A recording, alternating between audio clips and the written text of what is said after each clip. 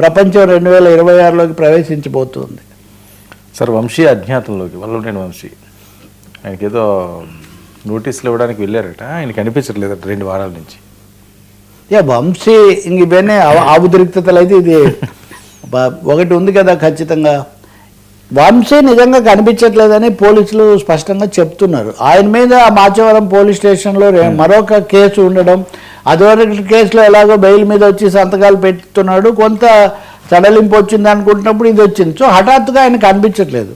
పోలీసులు నోటీస్ ఇవ్వడానికి వెళ్ళారు, ఆయన లేరు, ఫోన్ కూడా లిఫ్ట్ చేయట్లేదని మీడియా వాళ్ళందరూ కూడా రాస్తున్నారు. సో తను అరెస్ట్ చేస్తారు ఎట్లయినా అని చెప్పి ఆయన అరెస్ట్కు దొరకకుండా వెళ్ళారు. బహుశా అక్కడి నుంచి ఇదివరకు కూడా అజ్ఞాతంలో ఉండి కేసు నడిపించారు. ఇప్పుడు కూడా అలా చేస్తారేమనే ఒక సందేహాలు పరిశీలకుల్లో ఉన్నాయి. కానీ వంశీని వదిలిపెట్టము, తప్పకుండా పాఠం నేర్పిస్తాము అన్నది తెలుగుదేశం వాళ్ళు వీళ్ళు చెప్తున్నారు. ఇంకొకటి ఏమో హోంమంత్రి అనిత గారు కూడా నిన్న మాట్లాడారు.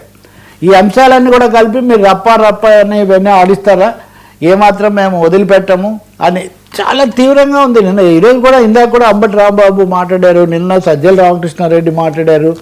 ఉదాహరణకు ఆ రోజు చర్చించినట్టుగా ఈ గొర్రెలతో వేలాడదీశారు, గొర్రె పొట్టేళ్లను బలిచ్చారు, దాని మీద కూడా కేసు పెట్టారు. అది కూడా ఒక యుద్ధం అనమాట. అంటే మీరైతే బాలకృష్ణ అభిమానులు అప్పుడెప్పుడో చేస్తే మీరేం చేయలేదు, లేదా పలానా వాళ్ళ అభిమానులు చేస్తే ఏం చేయలేదు, మా వాళ్ళ మీద కేసు పెడతారా, ఇదంతా రాజకీయ కక్ష సాధింపని ఆ భారతం అంతా రాస్తున్నారు. సార్ వాళ్ళైనా వీళ్ళైనా అసలు గొర్రెలను బలి పట్టించిన అవసరం ఏముంది సార్, రక్తం యొక్క అవసరం ఏముంది వాస్తవానికి. కానీ ఇది ఇప్పుడు ఆంధ్రప్రదేశ్లో అట్టుడికిపోతున్న ముఖ్యంగా గ్రామీణ ప్రాంతాల్లో విషయాలు ఏంటంటే ఇవి అనమాట. ఈ క్రమంలో వంశీ అంశము మిగతా వాటికంటే కూడా కొంచెం తీవ్రమైంది. ఆయనతో పాటు ఇంకా ఒక 60 మంది మీద కూడా కేసు ఉంది, వాళ్ళు కూడా ఇప్పుడు దొరకడం లేదు. దీని మీద కోర్టు ఎలా స్పందిస్తుంది, పోలీసులు ఎంత తీవ్రంగా తీసుకుంటారనేది అయితే మనం చూడాల్సిందే.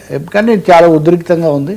నెల్లూరులో కూడా ఇటువంటి అంశాలు ఉన్నాయి, చాలా కేసులు రన్నింగ్, అది కూడా జరుగుతుంది. సో ముఖ్యమంత్రి స్వయంగా చెప్పింది పవన్. నిన్ననే డీజీపీ హరీష్ గుప్తా ఒక క్రైమ్ రిపోర్ట్ ఇచ్చారు. క్రైమ్ రిపోర్ట్ ఇస్తూ సాధారణంగా నేరాలు కొంచెం తగ్గాయి, కానీ శిక్షల శాతం పెరిగింది.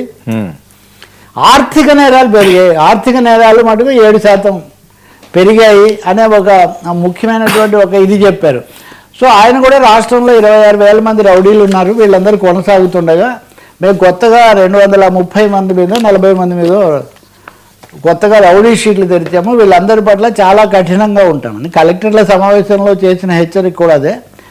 ఆ టెన్షనే కొనసాగుతోంది. ఇంకా బహుశా అంత తేలిగ్గా దొరకవు, బయటికి రాకపోవచ్చు, మళ్ళీ కొంతకాలం తీసుకోవచ్చు. Right sir, thank you so much. ఇది ఈనాటి frankly with Telakapalli. Stay tuned to 9 news.